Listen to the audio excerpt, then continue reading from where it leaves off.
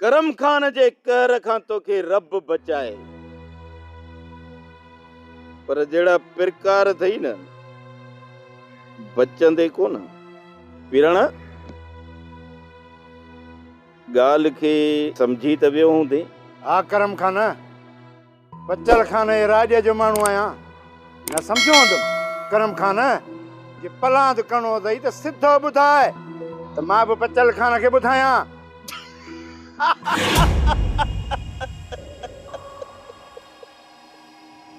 अड़े मां तो जड़न जीतामड़न के नाया मारींदो, रुगो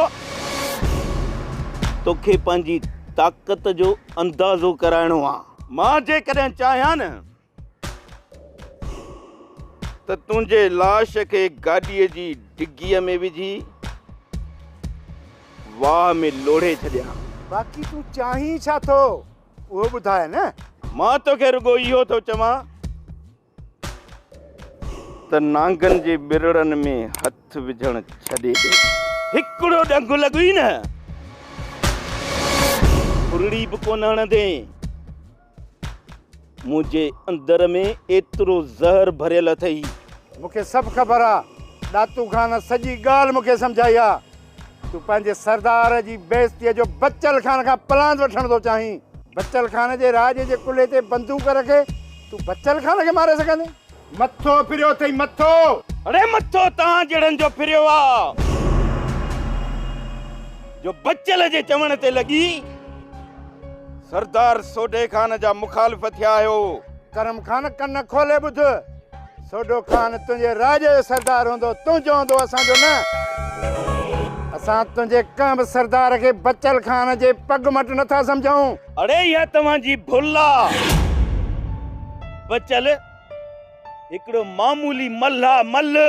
इन बच्चल जो पेर सरदारनि जी जुतीअ में कीअं थो पइजी सघे? बाक़ी तुंहिंजो इहो घटि वधि ॻाल्हाइण सां सरदार सोडे खान जी इज़त घटि कोन थींदी। सोडे खान खे त तव्हां सरदार बनायो आहे न, पंहिंजो राज वोट कंदो अथसि।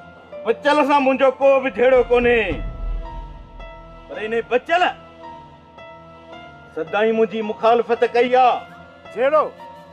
अञा चओ था त झेड़ो न आहे। झेड़ो न आहे त पोइ मैं कीअं चोरी कराई अथव? अड़े चोरनि सां मुंहिंजो कहिड़ो वास्तो? चोर ॼाणे न तव्हां ॼाणियो। चोरनि जे विच में मां कोन ईंदुसि।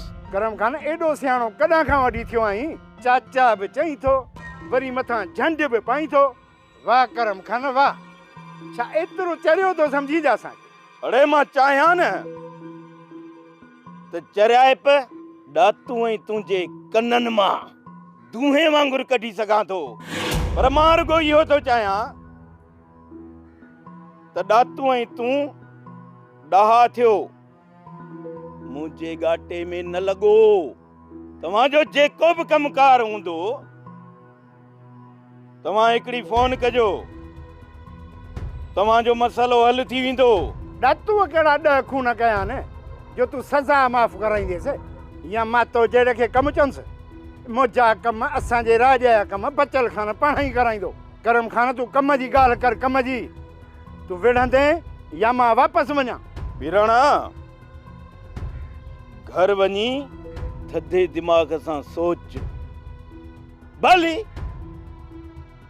ॾातूअ सां बि वञी सलाह कर। करम खान जेको किरोड़नि जे कारोबार जो जेको दिलासो ॾिनो हुई मंगणार खे, छा उहो तोखां सभु कुझु विसरी वियो आहे? हुन जेको तोखे जवाबु ॾिनो उहो तोखां विसरी वियो आहे? हू मिसकीन माण्हू थी बच्चल खान जो साथ नथो छॾे त ॾातू ऐं मां तुंहिंजा भरजला थींदासीं। बीराणा घर वञी थधे दिमाग़ सां सोच। हा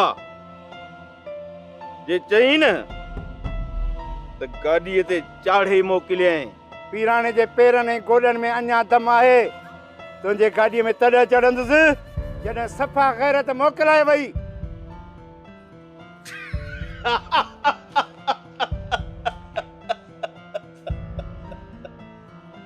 करम खान जे कहर खां रब बचाईंदुई,